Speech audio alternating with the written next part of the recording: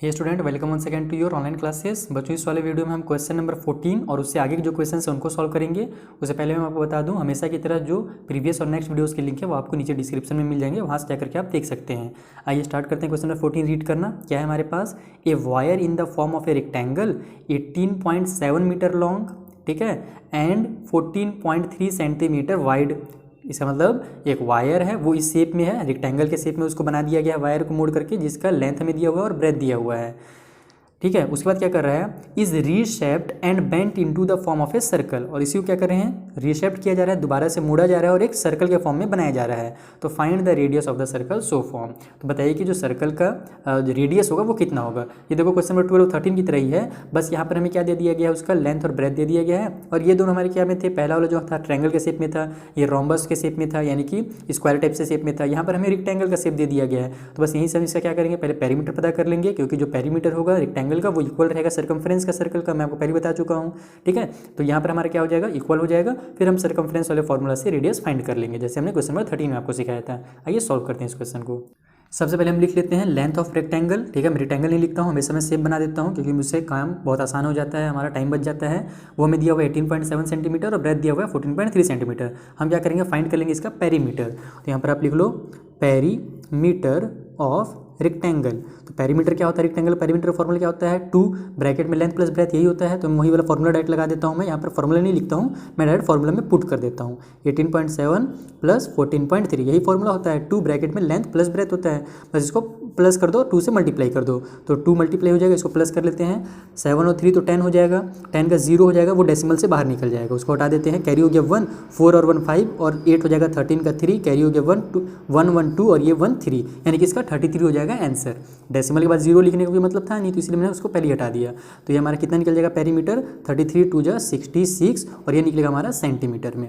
ये पेरीमीटर हमें पता चल गया। उसके बाद हम क्या करेंगे कि जो वायर था वो तो सेम था, यानी कि बस उसको रीशेप किया गया, पहले रेक्टेंगल शेप में था, उसके बाद उसको सर्कल बनाया गया। इसका मतलब कि जो पेरीमीटर निकला हमारे रेक्टेंगल का वो इक्वल रहेगा सर्कल के सर्कमफ्रेंस से। तो यहाँ पर आप इस तरीके से जरूर लिख लें एक बार कि perimeter of rectangle is equal to circumference, ठीक है, सर्कमफ्रेंस ऑफ सर्कल। ये दोनों आपस में इक्वल होंगे, यानी कि जो सर्कमफ्रेंस होगा सर्कल का, सर्कमफ्रेंस ऑफ सर्कल जो है वो कितना हो जाएगा हमारा 66 सेंटीमीटर हो जाएगा। ये सर्कल मैं बना रहा हूँ, इसका मतलब सर्कल है ना, CIRCLE वाला, तो ये हो जाएगा हमारा 66 सेंटीमीटर। अब क्या करेंगे, हम इसी में इसके वैल्यूज़ को पुट कर देंगे। तो सर्कमफ्रेंस ऑफ सर्कल कितना हमें पूछा क्या था क्वेश्चन में, एक सेकेंड, क्वेश्चन नंबर 14 इसमें रेडियस पूछा था, तो बस यहीं से हम इसका रेडियस फाइंड करेंगे। आज उसको फाइंड कर लेते हैं। यहाँ पर ये सर्कमफ्रेंस ऑफ सर्कल का फॉर्मूला क्या है हमारे पास, 2πr होता है। तो 2πr लिखो, इक्वल के उस साइड हो जाएगा हमारा 66 सेंटीमीटर में निकलेगा। तो एक बार 66 मैं सेंटीमीटर लिख दे रहा हूँ, बार बार लिखने की जरूरत नहीं है आपको। तो अब क्या हो जाएगा, इसके जगह में हम पूरा वैल्यू पुट कर लेते हैं। हो जाएगा 2 मल्टीप्लाई में 22/7 मल्टीप्लाई में r इक्वल टू 66। अब हमको r का वैल्यू निकालना है, रेडियस निकालना है, तो इसको सबको ट्रांसफर कर देते हैं। तो r इक्वल टू हो जाएगा 66 पहले से है, 7 अभी डिनोमिनेटर में था, इधर आकर न्यूमरेटर में हो जाएगा, ये सब हो जाएंगे डिनोमिनेटर में, यानी कि 2 मल्टीप्लाई 22। अब इसको कट कर लो, 11 से कट हो रहा है, 11 के टेबल में हमारा आता है 11 2 जा 22, 11 के टेबल में 6 टाइम पे आता है हमारा 66। अब हो जाएगा ये दोनों 2 से फिर कट, 2 1 जा 2, 2 3 जा 6। अब हमारे पास कितना हो जा रहा है, देखो 2 है और ऊपर में हमारे पास तो पूरा होल नंबर है नहीं, यानी कि 3 मल्टीप्लाई 7 है, इवन नंबर नहीं है, तो 2 से कट होने वाला है नहीं, तो इसका क्या करो, मल्टीप्लाई कर दो। 3 2 जा हो जाएगा 3 7 जा कितना हो जाएगा 21, तो 21/2। अब इसको डिवाइड दे दो, तो 2 के टेबल में 21 कितने टाइम पे आएगा, 10 टाइम पे आता है 20, और 11 टाइम पे आता है 22। इसका मतलब कि 10.5 टाइम पे आ जाएगा हमारा 21। आप इसको डिवाइड देकर के भी देख सकते हैं। तो ये क्या में निकलेगा हमारा सेंटीमीटर में। तो रेडियस जो हमारा सर्कल का निकल गया वो निकल गया 10.5 सेंटीमीटर। देखा आपने कितने आसान था। सेम इसी तरीके से हमारा क्वेश्चन नंबर 15 में बनेगा। ये क्वेश्चन नंबर 15 रीड करते हैं। क्वेश्चन नंबर 15 क्या है, a wire is looped in the form of a circle of radius 35 centimetre. यानी कि इस बार क्या कर रहा है, पहले वायर को सर्कल बना रहा है, हर बार पहले रेक्टेंगल तो कभी रोम्बस और कभी ट्रायंगल बना रहा था, यहाँ पर क्या कर दिया, उसको एक सर्कल शेप में दे दिया वायर को।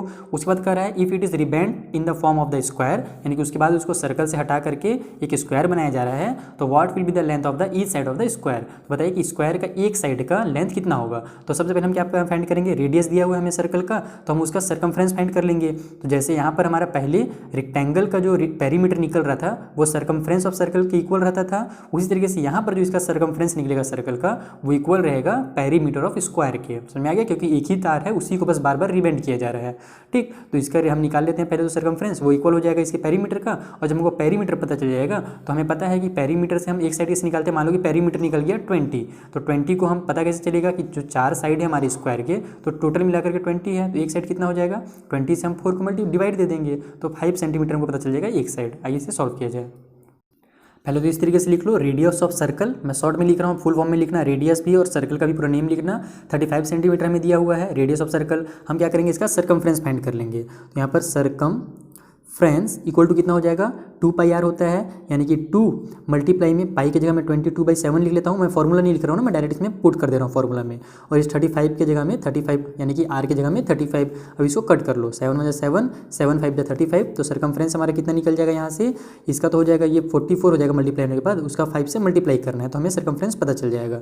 5 4 जा 20 का 0, कैरी हो गया 2, ये 20 और 2 22, यानी कि सर्कमफ्रेंस कितना निकल गया 220 सेंटीमीटर निकल गया, क्योंकि ये सेंटीमीटर में था। अब हमको क्या पता है कि जो पेरीमीटर होगा हमारे स्क्वायर का वो इक्वल होगा सर्कमफ्रेंस के सर्कल का, तो वही लिख लेना आपको यहाँ पर कि circumference of circle is equal to perimeter of square. Square के पेरीमीटर और इसका सर्कमफ्रेंस जो होगा आपस में इक्वल होगा, क्योंकि वो दोनों सेम वायर से बने हैं।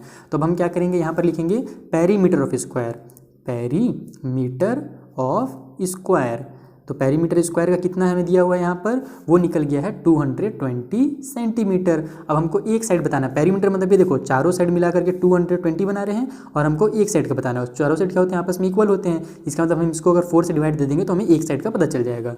सो ईच साइड इक्वल टू हो जाएगा हमारा 220 डिवाइड बाई 4, इसको डिवाइड दीजिए और आपका आंसर रेडी है। 4 1 जा 4, 4 5 जा 20, 2 बच गया वो इधर आ जाएगा, तो फिर ये फिर हो जाएगा 4 5 जा 20, तो हो जाएगा 55 सेंटीमीटर। देखा आपने कितना आसान था, बस समझने की देरी है, कॉन्सेप्ट क्लियर करने की देरी है, सॉल्व तो ईजिली हो जाएगा। ये हो गया हमारा क्वेश्चन नंबर 15 भी सॉल्व। आइए क्वेश्चन नंबर 16 देखते हैं क्या है। क्वेश्चन नंबर 16 में है ए वेल ऑफ डायमीटर 140 सेंटीमीटर, यानी कि एक वेल है, कुआं है, उसका डायमीटर कितना है 140 सेंटीमीटर है। Has a stone parapet around it, उसके चारों साइड क्या है स्टोन पैरापेट है, यानी कि स्टोन पैरापेट बोले तो आप देखेंगे कि जो कुआं रहता है, वेल रहता है, उसके चारों साइड पत्थर से घेराव किया जाता है गाँव वगैरह में, वही स्टोन पैरापेट कहलाता है। ठीक है, तो उसी को स्टोन से घेरा गया है। और क्यों घेरा जाता है, ताकि कोई नुकसान ना हो, कोई एनिमल्स वगैरह उसमें ना घुस जाए, गिर जाए, मतलब कि या कोई बच्चा वगैरह ना गिर जाए, इसलिए चारों साइड पैरापेट बनाए जाते हैं स्टोन के।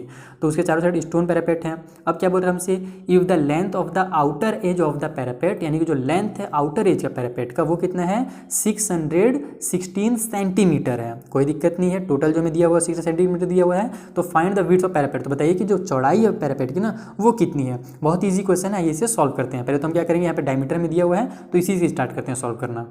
ये सबसे पहले तो मैं इसको आपको डायग्राम के थ्रू समझा देता हूँ कि हमसे क्वेश्चन में कह क्या रहा है और क्या क्या दिया हुआ है। तो सबसे पहले तो ये मान लो एक वेल है हमारे पास, इसका हमें डायमीटर यानी कि यहाँ से यहाँ तक टोटल जो दूरी दिया हुआ है वो कितना दिया हुआ है 140 था ना, हाँ 140 है, यानी कि इस वेल का जो रेडियस दिया हुआ है हमें 140 का आधा कितना हो जाएगा 70 हो जाएगा।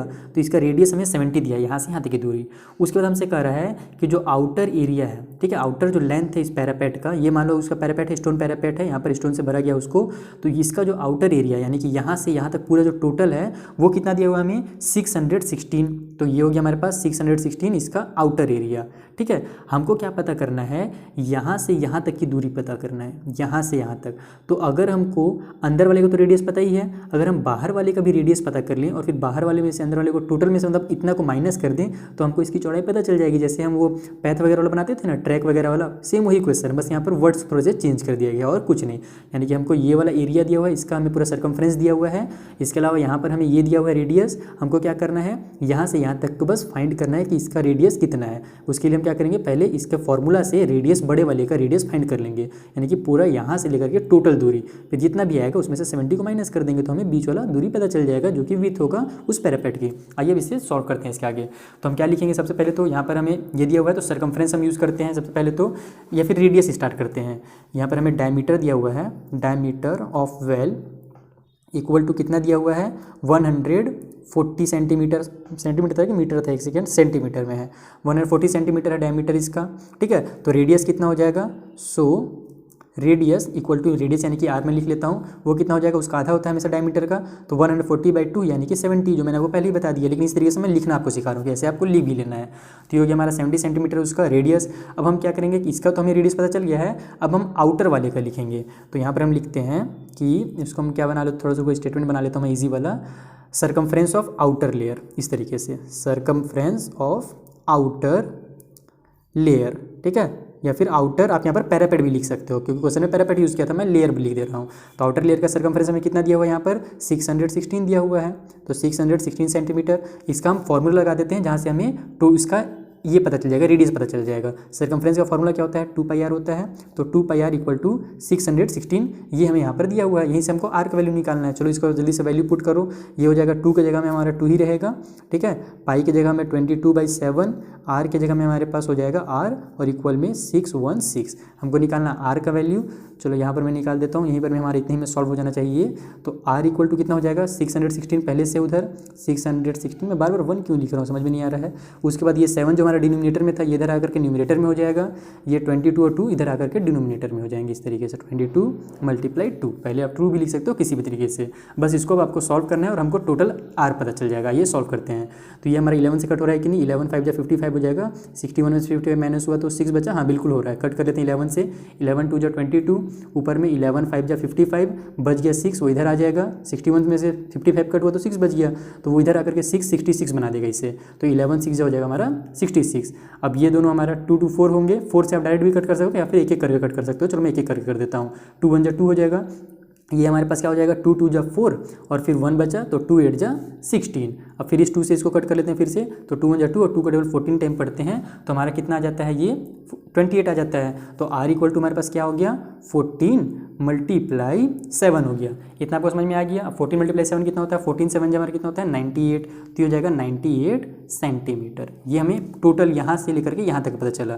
तो देखो यहाँ से यहाँ तक 70 है और टोटल जो यहाँ से यहाँ तक की है वो 98 है। हमको निकालना है ये बीच वाला एरिया, तो हम क्या करेंगे इसका एरिया निकालने के लिए माइनस कर देंगे टोटल वाले में से इसको। तो जो भी हमें यहाँ पर स्टेटमेंट दिया होगा उसी को यूज़ कर लेते हैं हम। क्या था स्टेटमेंट में, what will be the length of each side, नहीं है तो 15 का था, find the width of the parapet. यहाँ पर आप लिख लो width of parapet equal to 98 minus 70, तो ये कितना हो जाएगा 28 सेंटीमीटर। ये हो गया आपका क्वेश्चन नंबर 16 सॉल्व। देखा आपने कितना आसान था, नॉर्मल क्वेश्चन हैं, बस आपको थोड़ा समझने की देरी है कि आपसे पूछा क्या जा रहा है। बाकी आप पहले से सॉल्व करना सीख ही गए हैं। 15 वगैरह में आपको मैंने बता ही दिया था, 14 में बता ही दिया था, उससे पहले भी हम ट्रैक वगैरह वाला क्वेश्चन पढ़े थे, उससे रिलेटेड ये क्वेश्चन था। मिलते हैं नेक्स्ट वीडियो में जहाँ पर हम नेक्स्ट क्वेश्चन को सॉल्व करना सीखेंगे। Thank you for watching.